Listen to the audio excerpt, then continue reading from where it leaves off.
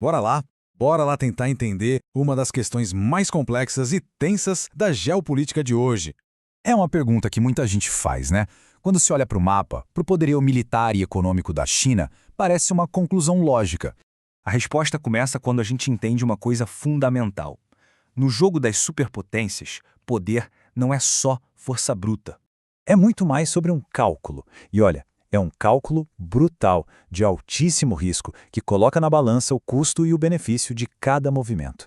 E a questão é que, nesse cálculo todo, Taiwan não é um prêmio fácil de ser conquistado. É, na verdade, uma bomba relógio, um gatilho em potencial para autodestruição. Então, vamos mergulhar nesse cálculo e entender as camadas que Pequim precisa considerar antes de qualquer ação. A primeira camada é o que a gente pode chamar de a ilusão da invasão, ou seja, a dura e pura realidade militar da coisa. Pensa só na dificuldade. Uma invasão anfíbia exigiria atravessar um estreito super complicado, encarar de frente uma das defesas mais bem preparadas do planeta e ainda por cima sustentar uma logística gigantesca em território inimigo. Simplesmente não há margem para erro. É uma tarefa assustadora. Não é à toa que muitos especialistas militares descrevem isso como a maior invasão anfíbia da era moderna. Uma operação de proporções históricas, sem nenhuma garantia de sucesso. Mas sabe o que talvez seja pior do que um fracasso militar? É a perda da aura. A China passou décadas construindo essa imagem de poder inevitável, de ascensão contínua. Falhar ao vivo para o mundo inteiro assistir destruiria essa imagem de uma vez por todas. E aí, claro, entra o fator Estados Unidos. E não é só por causa da frota massiva que eles mantêm no Pacífico. É o fornecimento constante de armas para Taiwan, são os aliados-chave ali na região, como Japão e Austrália. Tudo isso cria uma pergunta terrível para Pequim. E se essa invasão virar um conflito global? Mas se o cálculo militar já é assustador, ele nem se compara com a segunda camada. Aqui a gente está falando do botão de autodestruição econômica.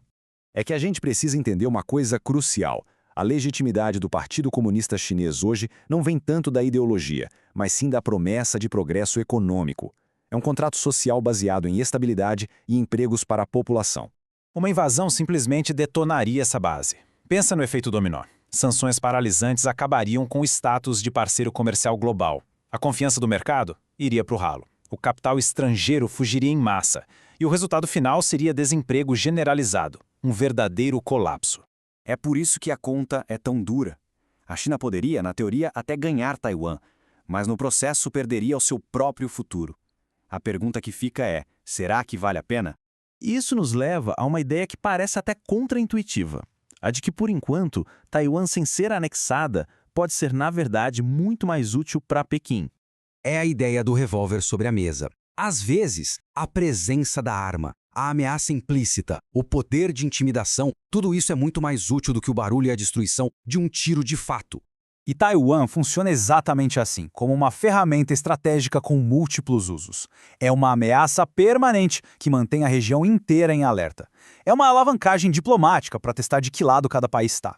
Para dentro, é um grito de guerra poderoso que une o povo em torno do nacionalismo. E, claro, é a justificativa perfeita para continuar expandindo o poder militar. Ok, agora para fechar, vamos dar um passo para trás e olhar o quadro geral. Como é que toda essa conta se encaixa nos dilemas mais profundos da própria China a longo prazo? A verdade é que aquele motor do milagre econômico chinês, que funcionou por décadas, está começando a engasgar. O bônus demográfico já era, a população está envelhecendo numa velocidade assustadora, a mão de obra está mais cara e tudo isso só aumenta a pressão social e econômica lá dentro. E essa comparação com o Japão é muito interessante, porque o Japão também estagnou, mas tem uma diferença crucial. O Japão ficou rico antes de envelhecer. A China corre o risco de envelhecer antes de ficar rica. E isso num cenário com muito mais desigualdade interna e uma pressão geopolítica infinitamente maior. É uma situação bem mais delicada. Então, o cenário mais provável para a China talvez não seja um colapso repentino, sabe? Uma implosão, mas sim um cansaço lento do sistema. Um longo e gradual declínio, com crescimento baixo e cada vez mais controle interno. E é aí que a gente percebe que a pergunta inicial talvez estivesse errada. A questão não é bem por que a China não invade Taiwan. A verdadeira pergunta, a que realmente importa, é por que a China arriscaria absolutamente tudo por uma vitória que poderia, no fim das contas, custar o império inteiro. No fim das contas, o verdadeiro poder não é sobre quem tem o soco mais forte. É sobre ter a sabedoria de saber quando não atacar. E por enquanto, para Pequim, a jogada mais poderosa é justamente essa: